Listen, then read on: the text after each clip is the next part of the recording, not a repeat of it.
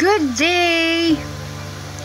Good morning, good evening, good afternoon sa buong mundo. Nandito na naman po ang inyong Armud Raquels para maghatid sa inyo ng isang topic na medyo pinag-uusapan ngayon. Okay, kung natatandaan nyo, masyadong matagal no, nung ako ay nag-video, gumawa ng video dito sa aking YouTube channel. And syempre since buhay pa naman yung ating YouTube channel and marami tayong topic na kailangan at pwedeng pag-usapan, kumbaga mag-share,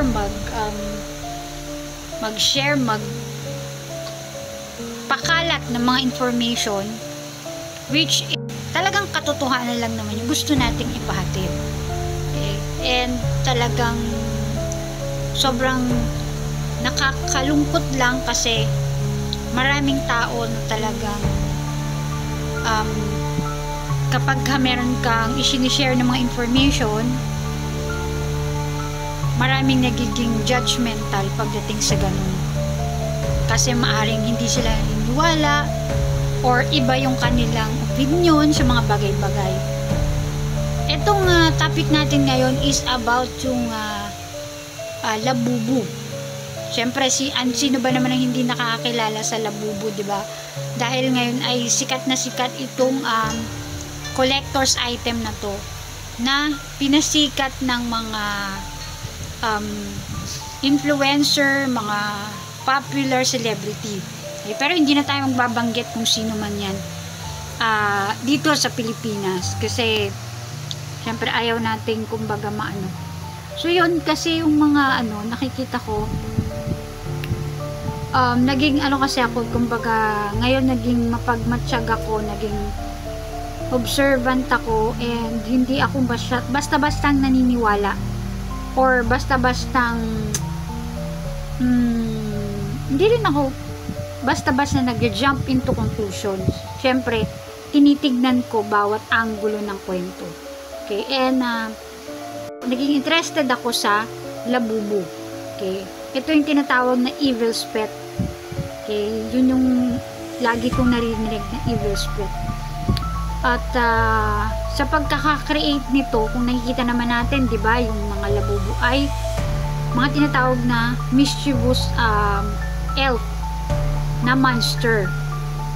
And according sa mga nagre-research, ito ay tinatawag na evil's pet. At ito daw ay paboritong laruan or paboritong tawag dito, alaga na ni Lucifer.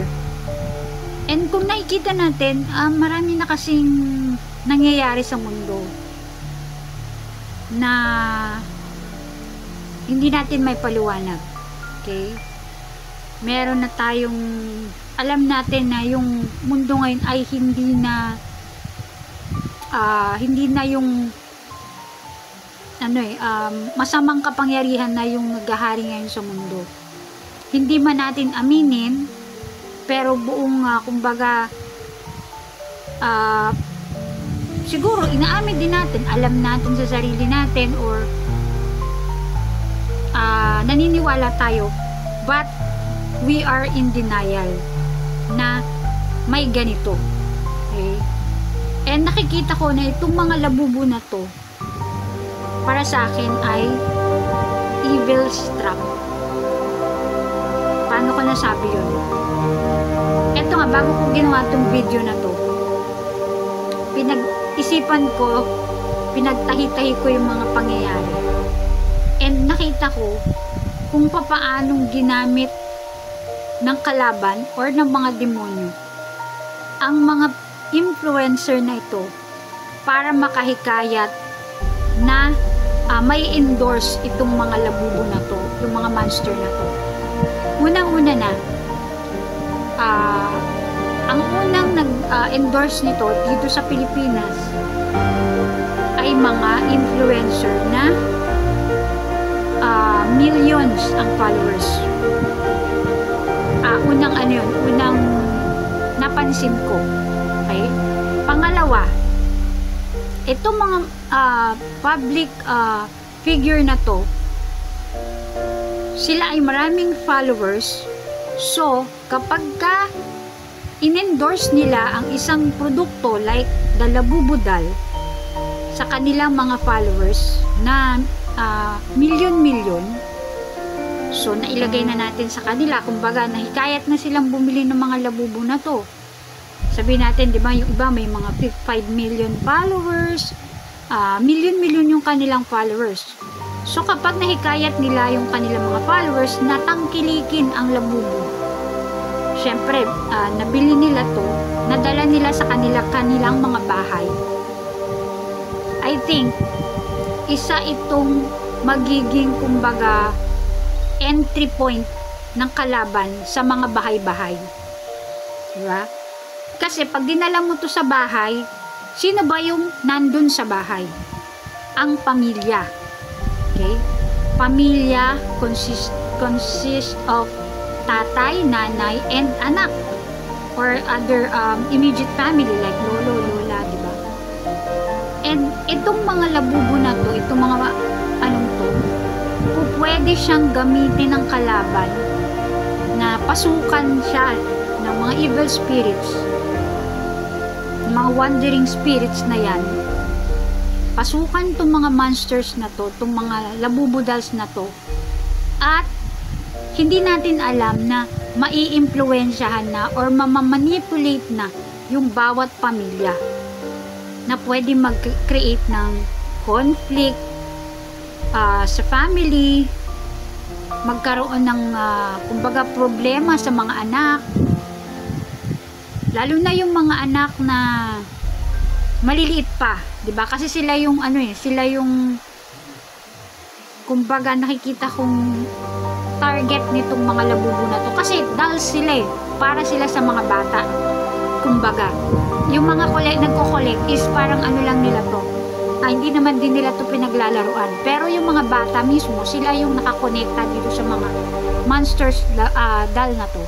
So, sila yung madaling may impluwensyahan. Isipin natin na yung mga bata madaling ma-manipulate, madaling ma-brainwash. Okay? So, kung ang mga labubu monster na to, doll na to, ay papupunta sa mga bahay, mahawakan mga bata, there is a big possibility na yan ang pagmula ng pag-iiba ng ugali ng mga kabataan. Parang yan parang paglalaro lang ng ML, ng Dota, di ba? Ngayon, kung naglalaro yung mga bata, tapos uutusan mo, ano nangyayari? Nagdadabog. Or susunod man sila, pero alam mo yun, lalaylay muna yung mga dila ng mga nanay bago sila sumunod. Okay? And paano pa kung yung mga monster doll na ito, ang mga hawak nila? Alam naman natin ng mga monster, ang mga ugali niyan is sobrang wild. Okay? So, kumbaga, magmamanifest sa kanila yung mga ugali ng mga monsters na to. Hindi sa tinatakot ko kayo, pero may posibilidad. Right? Kasi, kung nakikita natin, siguro, alam naman natin, di ba, yung sa mga nasasapian ng mga dolls. Like, kagaya nung kay Chucky, di ba? Alam natin, ganun. Sinapian siya ng evil spirit. So, nakakreate siya ng takot, nakagalaw siya. Kumbaga, ginamit kasi siya ng mga evil spirit para guluhin yung mga tao sa paligid niya. Kahit yung pamilya na kung nasaan siya nakatira. Diba? So, nakakatakot yun. Sabihin man nating imposible, okay? Dahil sasabihin nyo na naman, nasa computer age na tayo, hindi na yan mangyayari.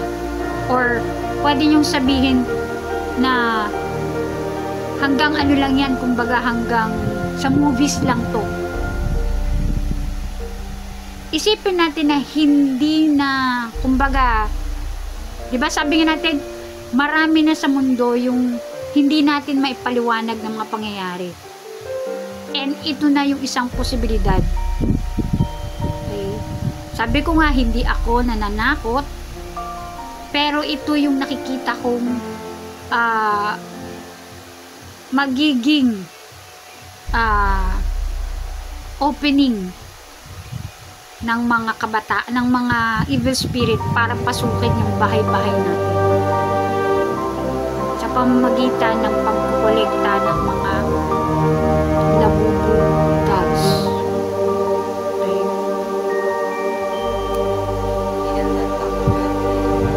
So, yun lang, sana sa mga magulang, alam ko merong may magagalit, may magpo-comment, magbabash o ano, pero be observant. Makinig tayo sa mga sinasabi ng iba. Huwag lang yung ating opinion yung magbasa ka rin ng Bible para makita mo yung sinasabi ko na posibilidad. Kasi nga, sa dami na nangyayaring kakaiba ngayon, diba? May malaking posibilidad na ito ang gagamitin ng kalaban para sirain ang basic unit ng community, which is the family. So, yun lang, sana naliwanagan yung mga magulang, yung mga titos, titas, mga ninong at ninang na bago nyo ipangregalo ang isang bagay, pag-isipan nyo muna or makinig muna kayo sa mga kumbaga, eto, nagsasabi nga sila na hindi maganda ang magpagkakaroon ng labubu monster doll. So, yun lang po, sana ay may napulot kayo sa ating video for today. Sobrang na-miss ko yung pag-vlog. Talagang matagal-tagal din ako hindi nag-vlog. Yun lang. Have a good day at sana lahat tayo ay maliwanagan sa issue na ito. So, good day mga Karakitis! Bye-bye! Good day, good night. Ma, di ako